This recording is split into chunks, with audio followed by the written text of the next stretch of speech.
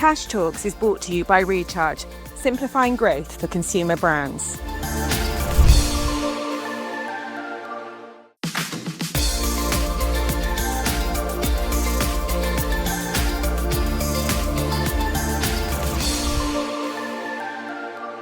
Hi, it's Tash and welcome to Tash Talks, the show where we speak to some of the most successful and inspirational women in the UK.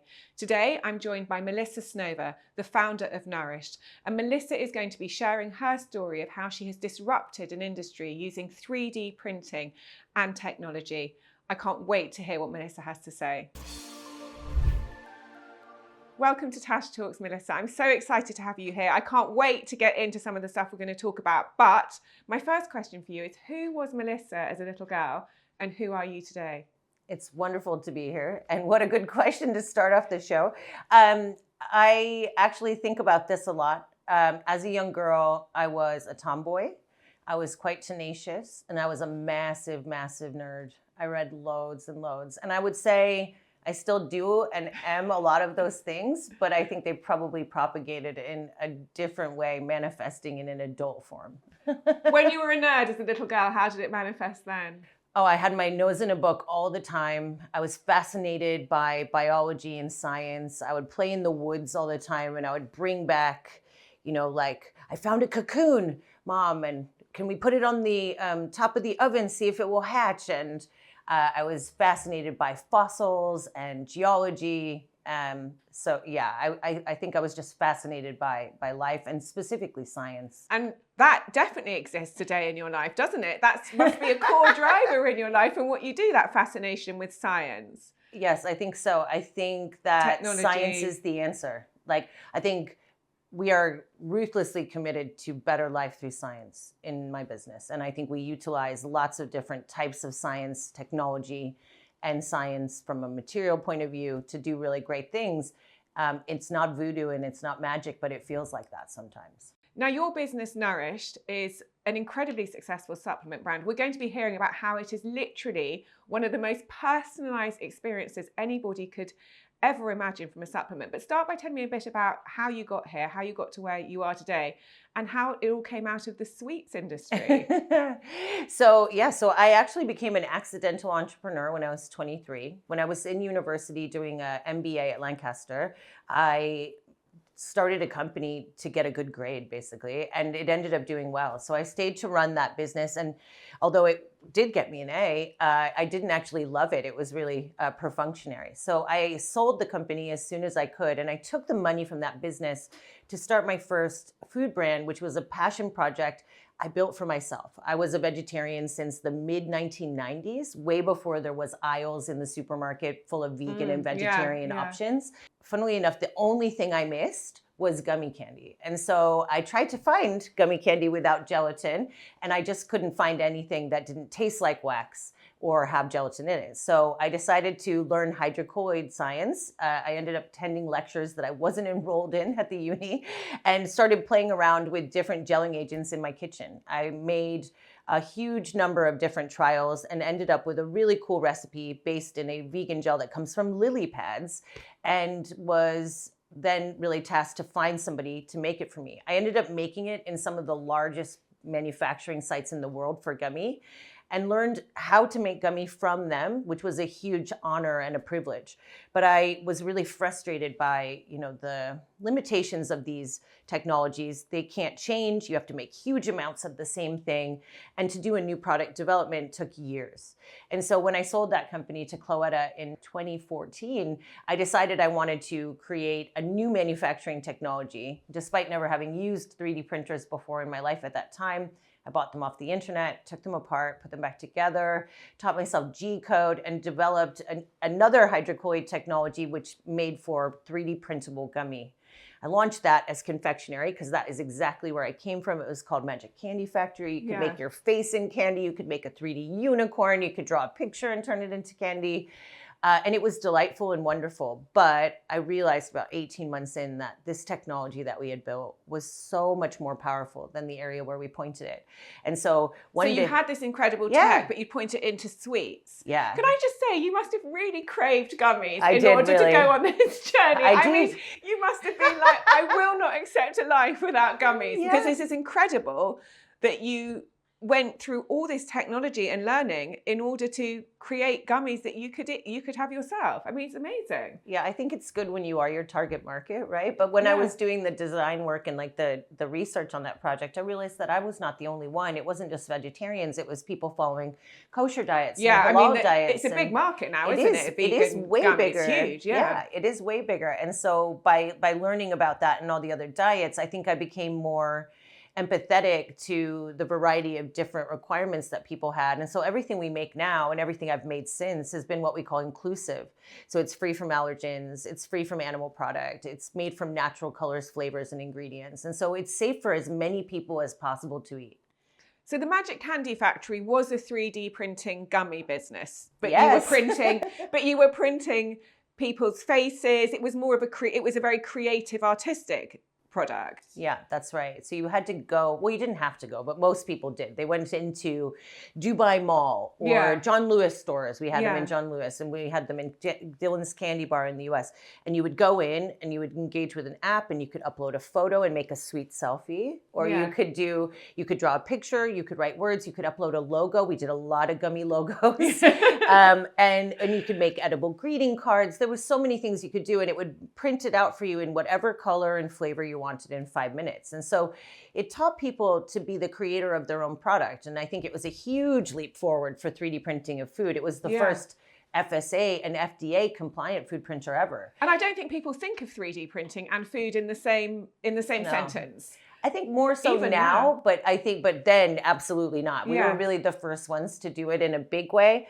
And still, even today, very few people are doing 3D printing of food other than to do like testing, trialing, prototyping, which is what you see them use it for in industrial use as well. So they're building like a plane, they build parts with it, and then they eventually make them out of metal in a more traditional way.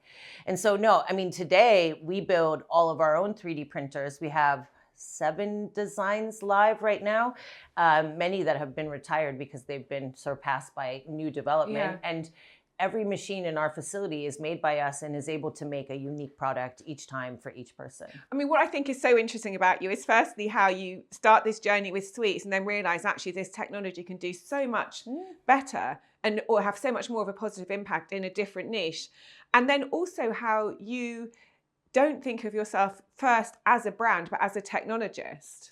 Yeah, absolutely. And I think of our company as a technology business. Yeah. So Nourished is our brand for preventative health. So Nourished is absolutely a brand, and I love it, and I'm super proud of it, and it has so much further to go. But our company is called Remedy Health for that reason, because Remedy Health is a technology developer who develops technology that can be used in so many different ways to personalize health, both preventative and curative. So we have another brand called Scripted that's working on 3D printing of medicine, personalizing dosaging of medication.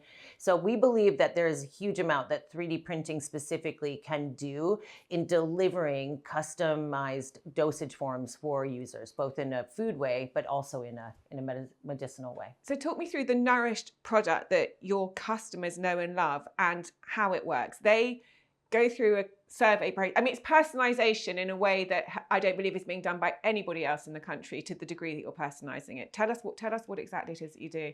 The consumer can go online and engage with a consultation questionnaire. If they have biometric data like me and 23andMe, or maybe they have a blood test that's recent, they can upload it and it will be added into the algorithmic logic, but it's not necessary. The algorithm that we have is AI enabled and was built before ChatGPT. I had to do it by hand, and not just me. I had a team of about 9 people reading clinical trials. We have over 100,000 clinical trial data points in our data lake, which basically are benchmarked against the answers you provide and the data you provide, and tagged and then put into order with intelligent logic. And so we're able to take that information about your health, your lifestyle, your goals, and then we are able to produce a recommendation of the 7 best nutrients at the right dosages for the benefits that will best suit you. And is every single person different? Every single person is different. We don't hold stock of anything. Everything is being made on demand. So if you order your product today, it will be made either this afternoon or tomorrow morning, and you will have it by the third day. It is the freshest product you can buy, and literally each one has your name on it. You have your own back-of-pack label. It's customized just for you, and it has also got a flavor profile that you choose based on preference alone, because adherence is actually a huge part of the problem with healthy habits. So allowing people to, enjoy choosing a flavor, change your flavor every month if you want, makes no difference to me, doesn't change the cost. And so this allows us to really offer something that is fun, engaging, and truly beneficial to the customer. I mean, you've got some incredible stats, and I've got some of them here. Your customer retention rates are 90%. You have 3% of factory waste compared to 25% in a standard factory. You have ESG reports every year. You've personally raised the highest ever seed round for a woman in the UK. Yeah. Where on earth do you find that tenacity and drive? And how does everybody else get some of it? I mean, and that's not even half of the stats that I could read out about you. How? Where? How can other people do this? I think when you really believe in what you're doing and you really believe it's meaningful and important, you wouldn't let anything get in your way, right? And I think that's really been the theme of my life. I think we have access to so much information. I taught myself how to do venture funding. Like read. I was reading all the books on venture funding. I was attending these groups and listening to people talk about it. I was listening to podcasts. I was learning all about it. And I think we live in the most amazing time in human history, in my opinion, because information is free. Yeah. And I think that empowers pretty much anyone. If you are suitably passionate and committed enough, you can do anything. And I really believe in everything that I have done and am doing now, and I never really question it. So I think the day that I wake up and I'm no longer really sure, it will be the day that I need to move out the way. What time do you get up every morning? 4:30. I knew you were going to say something like that. Do you really? Every morning? What time do you go to bed? 9:30, 10. So what's your routine at 4:30 in the morning? I love the morning. I get up, I go slow. Yeah. I listen to one of my books, and not a business book. In the morning, I don't listen to business books. I listen to business books most of the day. So, and then I will make coffee, do any little, I put it in my daily plan, up and potter. So I potter. Yeah, okay. I potter around the house, do little things. I'm not rushed. No one is emailing me. Pottering time is important. I like it. Yeah, it's really important. Yeah. I feel very, not under pressure in a negative way, but I'm like every 15 minutes counts in a normal day. And so that time in the morning is my time. I sometimes meditate. I always walk outside in nature for at least 60 minutes with my two beautiful dogs. Right. I try to work out. I don't do it every day, but I do it probably 5 days a week, but not a lot. 7-minute workout. If anybody has not heard about it, encourage you to look it up. Harvard tested 25,000 combinations of exercises, and this 7 minutes is enough to work out every single muscle in your body. It's free on an app. Fantastic. I can't believe this. What time is it by now, by the time the 7-minute workout? So now it's like probably 7:30. Okay. And now I'm in the shower and I'll be on my first meeting at 8:30. At 8:30. You said then the day goes in 15-minute blocks and you listen to books, business books in the day. Yeah, like when I'm driving or when I'm traveling, like today I came down on the train. Yeah. None of my team are working. I try and respect other people's time as well. Okay. So I will listen to books while I'm traveling. I think especially when you're driving and you can't really do anything else, you can do calls. Yeah. And you can listen to books. You can't type. Yeah. You absolutely should not be reading no text messages. And so I used to really bother me. It felt like wasted time. And now by reading and by doing calls, I feel like I'm not losing that time. It makes me sound a little bit psychopathic, but that is the way it has to be, because in order to fit it all in, you got to be really disciplined, I think. Yeah. And how does the rest of your day pan out? A lot of meetings. Yeah. I'm actively involved on a daily basis with the technology development, the sales development, and the new product development in my business. So I have meetings. Yesterday, I was designing a whole new range of products. We were experimenting with colorways. The day before that, I was in the lab working on a new ingredient, which is quite difficult to integrate into a gummy. And I was trying to help my head of MPD because I have a lot of experience in it. Yeah.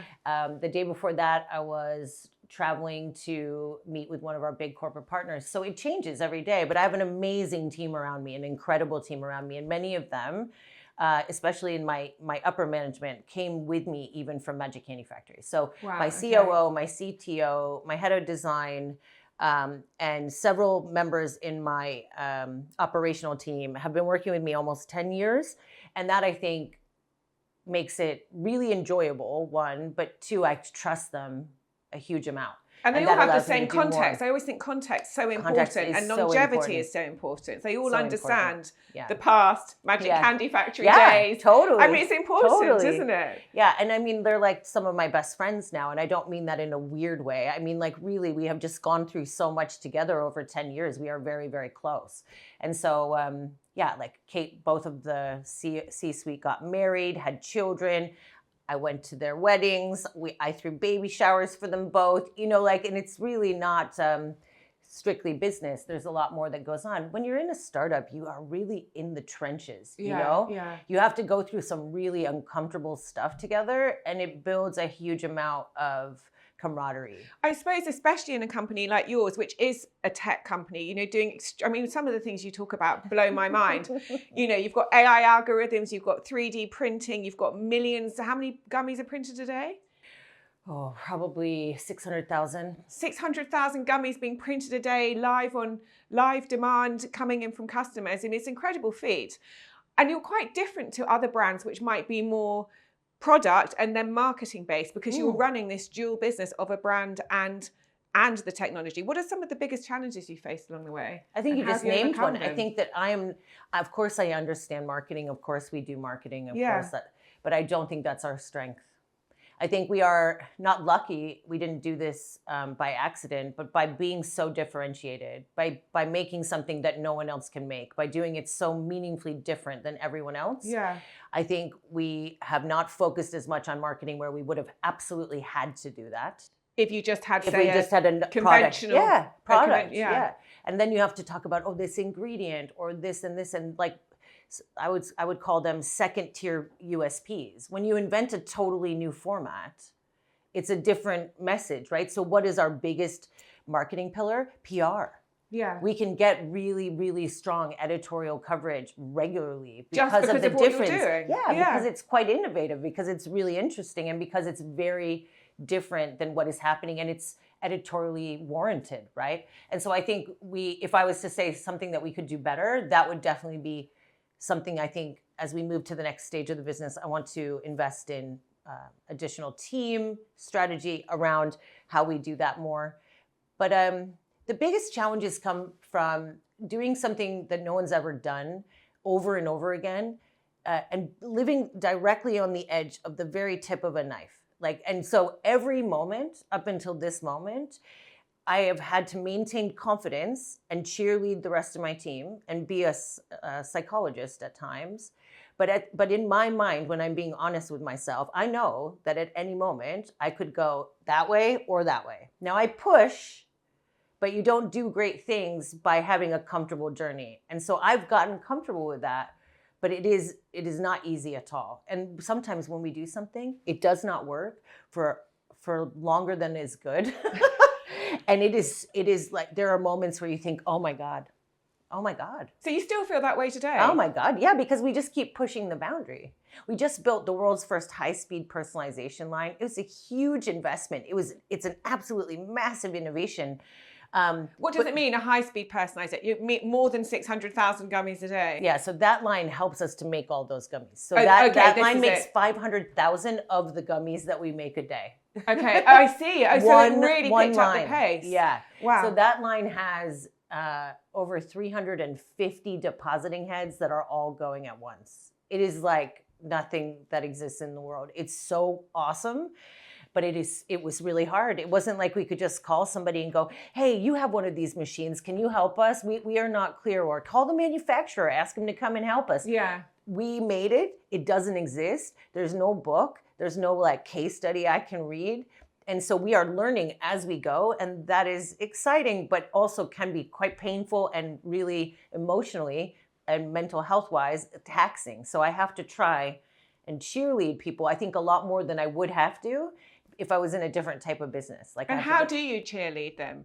Don't give up. It's not supposed to be easy. Right. Every time something doesn't work, because that's what normally puts my tech team, my MPD team, they get really downtrodden when something doesn't work. And I'm like, you have to stop looking at it like that. We had 100 options. You've just eliminated 3 of them. We're now working on a set of potential options of 97. That is a positive step forward. You have to start thinking about it like that. Just because it didn't work doesn't mean it has no value. And I think that's something that a lot of them that have been with me for a while now have really taken on board and really embodied. But whenever we have new people join or we have a really challenging project, it has to be reminded. Yeah. That is phenomenal. We're going to go down memory lane in a minute, but just before we do, I want to ask you, when it comes to supplements, there's always 2 camps, okay? Supplements are amazing. Oh, supplements don't work. All you need to do is have a healthy diet, and the whole industry is doesn't work. What's your view on that, and how are you different? I believe that if you eat 30 different plants a day, the chances of you being deficient from micronutrients is low. But micronutrients are just our basic ABC bits and mins. Yeah. Very few people eat 30 plants a day. I was going to say, do you eat 30? Yeah, I do. Yeah. Do you? Wait, how do you eat 30 plants a day? I have about 6 different recipes of a 1-pot soup that has 30 different plants. And I cook a big batch of it on a Sunday. Yeah. And then depending on what I'm doing through the week, I have fresh food in the freezer or in the fridge that I can just heat up, that is delicious, that has 30 plants, and that I can eat every day. That is phenomenal. Is this recipe available? Are you sending this? I will send you the recipe of my favorite one. Yeah, because once you see what it is, you can change it. You can make it like an Asian style. You can make it a spicy Mexican style. The one I'm loving right now is my Italian one. And so you can change the flavors of it, but the general thing, you also get to use up everything in your fridge. So good. So if you were to eat 30 vegetables a day, then you wouldn't necessarily need vitamins and minerals. We actually offer more than 50% of the ingredients we offer are not vitamins and minerals because we actually believe that the diverse diet of the Western world is probably not as microdeficient as we think. But I'll tell you some things that you cannot get from your diet that supplementation is great for. So one thing is, in one Nourished stack, there is 1.4 kilograms worth of curcumin. So you would have to eat 1.4 kilograms of turmeric root to get the same amount of curcumin in one Nourished stack. No one's going to eat that. No, I mean, and think of the mess it would make, right? Yeah. Think of the color. To have the same amount of resveratrol, you'd have to drink 14 bottles of red wine.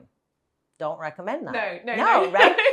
Ashwagandha tastes horrible. I wouldn't recommend anyone eats it raw. But we have a very high, potent, and efficacious dose in our product. And that's just 3 examples, and there are many, many more. We have about 35 superfoods that you would struggle to incorporate into your daily food, or even if you could, not at an efficacious level. Yeah. And so that's where I think supplementation does a great job. Collagen is another example. We have a collagen made from upcycled eggshells.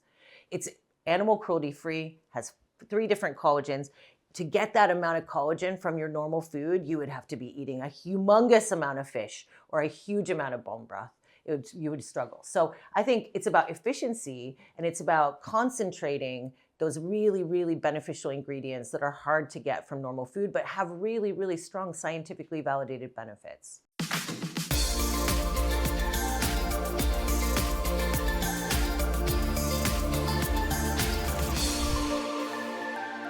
So I've got this photo here.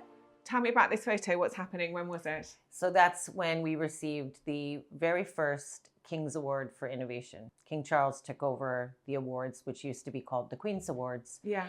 These are given out for enterprise and innovation, export, social impact. And we won the first ever King's Award for Innovation. And what did that mean to you when you won it? Oh, it meant a huge amount. I think that's probably the highest honor this country can bestow. And in innovation being the thing that I care very deeply about, and I believe we do very well. It was incredible to be recognized. They sent the Royal Lieutenant to give us the award, and I had the honor to go to the palace and meet His Majesty in a lovely event and I was so surprised. He knew who I was, and he knew what our company did. And that just blew my mind. Is he a subscriber? He's not a subscriber, I don't think. Well, if he is, he's ordering under a different name, which is possible. But no, he knew who we were, and he knew what we did. And that made me feel very proud. And yeah, very honored. And our next photo, you're standing next to a Nouveau gummy stand. Tell me about this photo. So in that photo, I'm standing next to the CEO of UPSA. UPSA is famous for inventing aspirin. They're one of the largest pharmaceutical laboratories in France. They operate all over Europe. That is when we launched the first ever preventative health line with them, where we now sell across 22,000 independent pharmacies via our partnership of UPSA X Nourished gummies. That was the first thing we did using the high-speed line, and it's transformed our business. Wow, that's incredible. So is that like an aspirin in a gummy? No, it's basically, they make those types of products, Yeah. but they knew that there was a lot of growth and excitement in preventative health. So they came to us and said, hey, would you be open to partnering with us to develop a range that would be great, would be well suited to the French, Italian, Belgium, Swiss markets? And we worked with them for 18 months doing laboratory work and color and flavor testing. And we launched it last year, and it took a historic market share. We're still, I believe at the moment, the #2 adult gummy vitamin brand in France and Italy. Wow, incredible. Everything you say is like, my goodness. So our next photo, is this Remedy Health HQ? It is. That's Alpha Site. We actually have 3 sites, but that is me outside Alpha Site on the day that we opened it, which was about 2 years ago. That was a huge, huge moment for our business. We moved from a much smaller site to a very professional site. And in that site, we have all of our FDA certs and GFSI certs. And that's where we also built the high-speed line. It's where I work in Birmingham. How big is the high-speed line?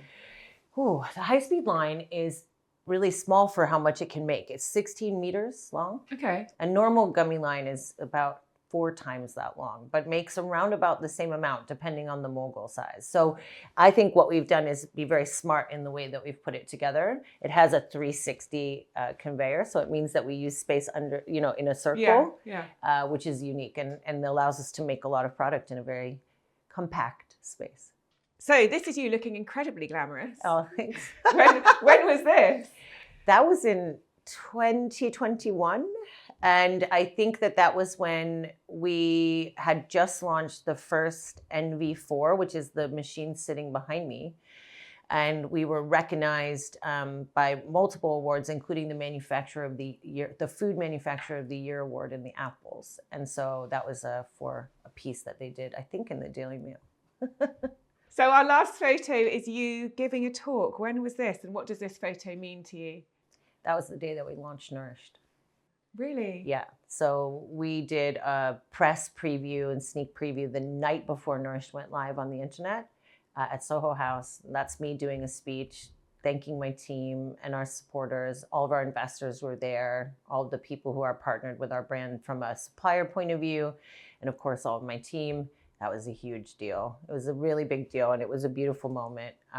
It was super stressful though, because the next morning the website had loads of bugs, and so typical. It was a super late night, and then the next day we were up at like 4 a.m. trying to fix code bugs in the website to make sure that it launched okay, because all the media were there, and obviously they pushed pieces out the following day. So, but we made it happen. Nobody was the wiser. So yeah, that was a great night. That was really fun. So looking back at that photo, day 1 of Nourished, or the evening before day 1 of Nourished, and where you are today, I mean, some of what you said has blown my mind, particularly the getting up at 4:30 every morning. What would be your advice for other women looking at you and thinking, I don't know if I can do that, or feeling they'd never be able to achieve these sorts of things? What would be your final piece of advice for other women? Because what you've achieved is absolutely phenomenal.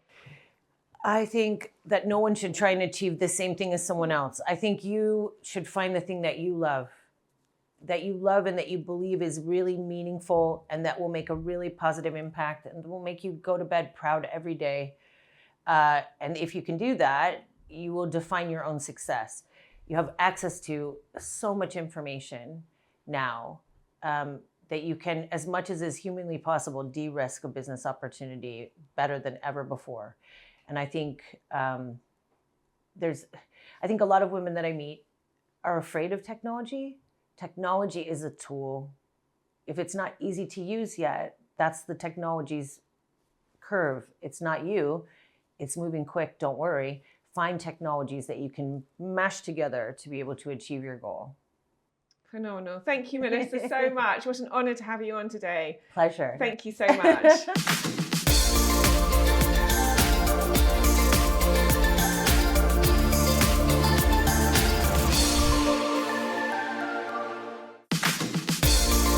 Tash Talks is brought to you by Recharge, simplifying growth for consumer brands.